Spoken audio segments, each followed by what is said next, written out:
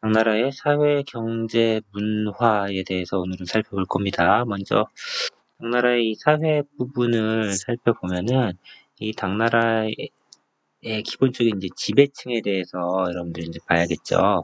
지배층은 이제 귀족이다라고 말할 수 있고요. 이 귀족에 대해서 살펴보면 될 겁니다. 자, 일단은 어, 당 나라 하면은 여러분들 당 사회에서 알아둬야 될 것은 일단은 귀족 사회다라고 생각을 하고 갑시다. 그런데 귀족이라는 사람은 타고나는 거죠. 이게 뭐 내가 성취하는 게 아니라 부모로부터 물려받는 겁니다. 지배층이라고 하면은 국가의 관직을 갖겠죠. 그렇죠.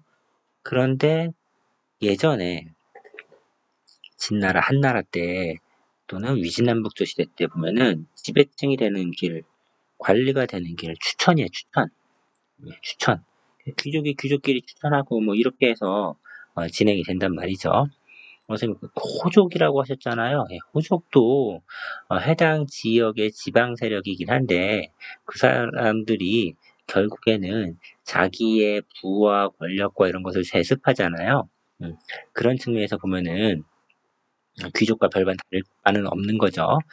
자, 어쨌든 이 귀족이란 말이죠. 그런데 당나라는 어, 관리가 되는 길이 과거제도 있잖아요. 과거제도. 과거제도.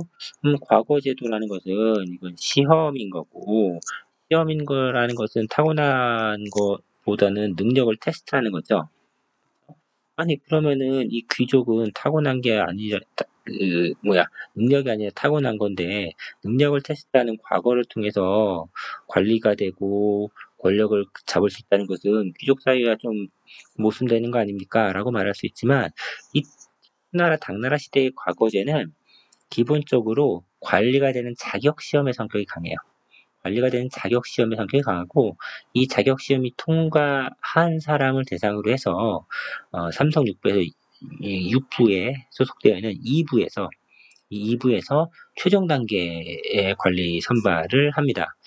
이 2부에서 최종 단계로 관리를 뽑을 때는 대부분 그 사람들의 문벌, 가문 이런 것들을 중요시하면서 선발하기 때문에 사실상 이게 완벽하게 능력을 테스트하는 시험이라고 볼 수는 없었던 거죠. 물론 능력이 있어야 돼요. 물론 어느 정도 능력은 있어야겠지만 우리가 생각하는 것처럼 100점 맞은 애가 무조건 잘 되는 이런 구조는 그렇게 아주 간단한 구조는 아니었다는 거예요. 때문에 관리 선발은 과거제를 통해서 진행된 건 맞지만 우리가 생각하는 그런 시험 성적에 의해서 일률적으로 뽑히는 그런 오늘날의 그런 개념까지 도달한 건 아니기 때문에 한계가 있었다라는 거고요. 또 하나는 여전히 이때 이 음서라고 하는 제도도 존재합니다. 음서 한국사 시간에 배웠죠. 아버지가 잘났으면 아들이 그냥 능력과 상관없이 관리가 되죠. 이런 게 함께 존재합니다. 그래서 아직까지는 신분이 중요한 귀족사의 모습을 보여주고 있더라. 여기까지만 일단 사회에서는 살펴보도록 하겠습니다. 다음 두 번째는 이제 경제를 볼 텐데, 이 경제 파트에서 여러분들이 기억해 둬야 될 것은, 당나라 시대 때 상당히 상업이 발전해요. 상당히 상업이 발전합니다. 상업이 발전한다는 것은 먹고 쓰고 남는 게 있기 때문에 가능한 거죠. 우리가 먹고 쓰는 거에서는 기본적으로 농업에서 식량에서 그런 게 가능해야 합니다. 식량이 남아 돌아야 다른 사람들이 식량 생산 이외에 다른 일을 할 수 있게 되고 그 다른 일 때문에 여러 가지 부가가치가 창출되면서 상공업이 발전할 수 있거든요. 자, 농업에서의 발전에서 보면요. 2년에 산모작이 가능해지기 시작합니다. 2년 산모작이 가능해진다는 것은 무슨 뜻이냐면은 2년 동안에 3번 수확할 수 있다는 거예요. 2년 동안 3번 수확할 수 있다. 이게 이제 뭐 쌀을 3번 할 수도 있고요. 쌀을 3번 하기는 일반적으로 이 당시엔 힘들었을 것이고 꼭 서로 다른 잡곡을 3번 수확한다라고 볼 수가 있습니다. 1년에 우리는 한 번 수확한다고 생각하는데 기후가 좋고 또 농업 기술이 발전하고 하면서 이게 가능해지죠. 우리 여러분 한국사에서 이모작 이렇게 배웠을 거예요. 이모작. 이모작이라는 것은 1년에 벼와 보리를 생산하는 것을 의미하고 서로 다른 작물 두 가지를 생산하는 겁니다. 이기작이라고 있어요. 이기작. 지난 작년에 동아시아 한 친구들은 이기작이라는 걸 배웠을 텐데 이기작은 쌀을 2번 생산하는 것, 같은 작물을 2번 생산하는 겁니다. 자, 아무튼 이렇게 되면 식량 생산이 예전보다 나아질 테니까 잉여라는 게 창출될 것이고 잉여의 창출로 인해서 상업과 수공의 발전을 추진할 수 있다라고 보면 되겠습니다. 자, 그럼 사람들이 다 물건을 많이 사고 팔기 시작합니다. 물건을 많이 사고 팔기 시작하니까 물건을 유통하기 위해서 물물 교환이나 금속 화폐를 쓰다가 그것이 불편해지면서 신용화폐의 단계로 넘어가게 됩니다.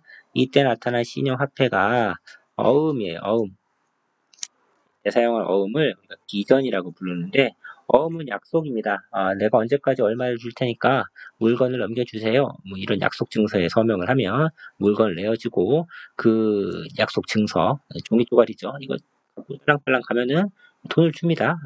완전히 신용에 의한 교환 거래가 나타났다는 것을 의미하죠. 자, 그럼 아주 큰 거래가 나타나게 되니까 이 큰 거래를 하는 사람들이, 상인들이 크게 나타나게 됩니다. 자, 이들이 어떤 조합을 만들어요. 그 조합을 행이라고. 행이라는 조합, 상인조합입니다. 상인조합. 자, 이것은 행이 뭐냐? 상인들의 조합이다. 이런 게 나타납니다. 그리고 이렇게 많은 물건이 유통되니까 다른 나라에서도 당나라에 물건 사러 오겠죠. 당나라에서 물건을 많이 무역을 하게 되고 무역이 늘어나니까 국가에서도 이 무역을 관리하기 위한 기관이 하나 만들어집니다. 자, 그래서 시박사. 자, 시박사는 뭐 하는 곳이냐면요. 무역을 관리하는 곳. 이렇게 기억을 해두면 되겠습니다. 자, 세 번째로 문화를 보죠. 당나라의 문화. 자, 문화에서 봐둬야 될 것. 자, 먼저 당나라 문화의 특징. 당나라의 문화의 특징을 보죠. 당나라의 문화의 특징은 개방적이다. 다른 나라의 다른 사회 문화를 잘 받아들였어요. 그 다음에 귀족적이다. 아무래도 지배층이 귀족들이니까 귀족을 중심으로 하는 그런 문화가 발달할 수밖에 없었거든요.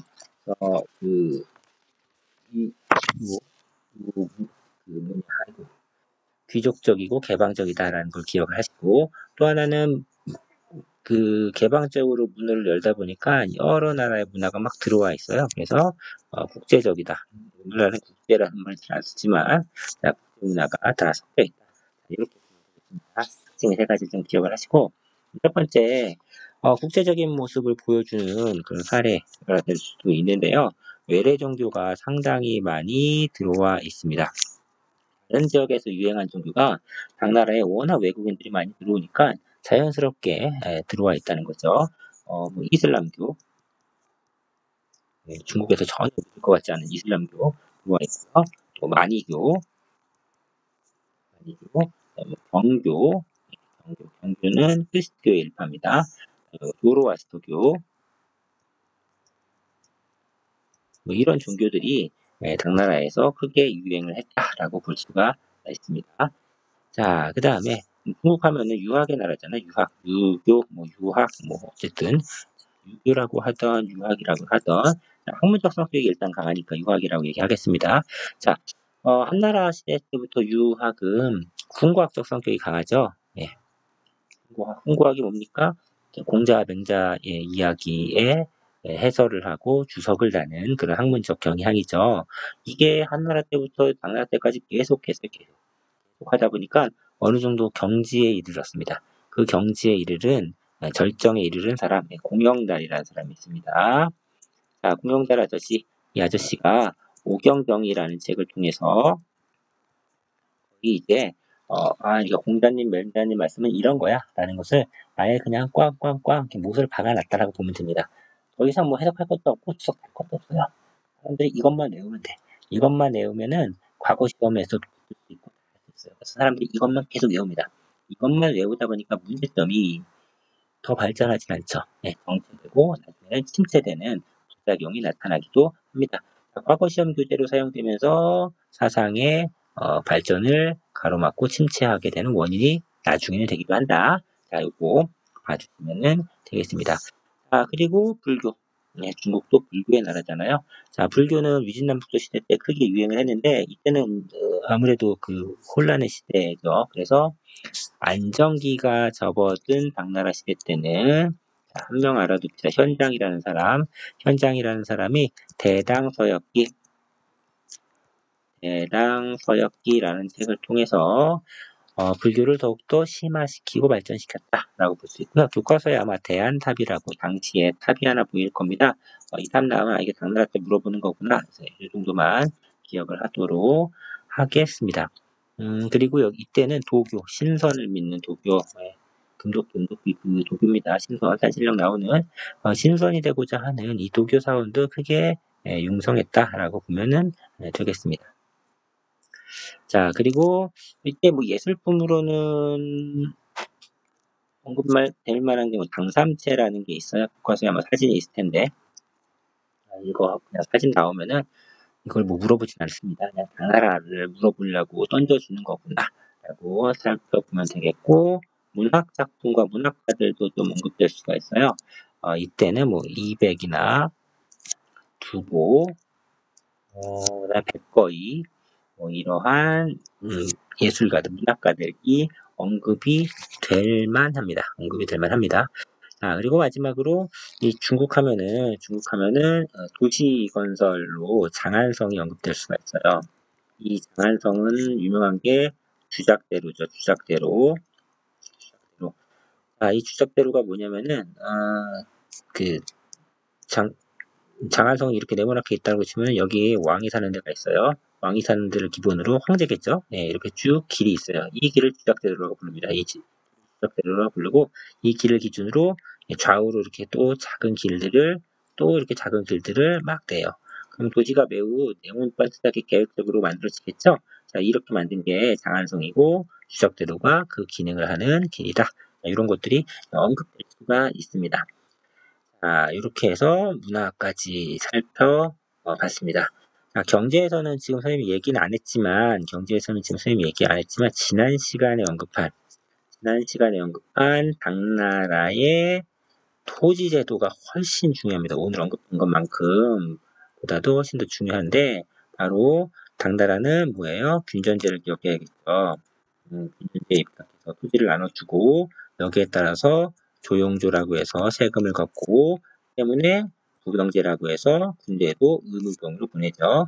그러다가 이게 안록장과 사사명의 안사의 난을 기점으로 토지를 부자들이 집중하면서 넓은 토지를 소유하게 되었다. 그걸 장원이라고 했죠. 장원제가 성립되었고, 그리고 세금을 조용조로 납부하기 힘드니까, 그리고 빈부격차가 심해졌죠. 균전제는 균등하게 땅을 준다라는 뜻이잖아요. 빈부격차가 별로 없었는데 넓은 땅 장원을 갖게 되니까 부자와 가난한 사람이 나눠지죠. 때문에 계산의 정도에 따라서 1년에 2번, 세금을 걷는다. 양세법이에요. 돈이 없으면 군대도 못 가죠. 그렇죠? 그러니까 군대 가려면 돈을 받고 가야 되잖아요. 그래서 부병제는 의무병제도예요. 의무병, 직업 군인이 아니에요. 근데 이제 모병제, 돈 받고 군인 되는 모병제, 이것은 직업 군인입니다. 직업 군인. 자, 이런 제도로 바뀌는 모습이 나타나게 되죠. 자, 이것도 경제에서 중요한 제도니까 반드시 기억을 해 주시기 바랍니다. 그럼 오늘 여기까지.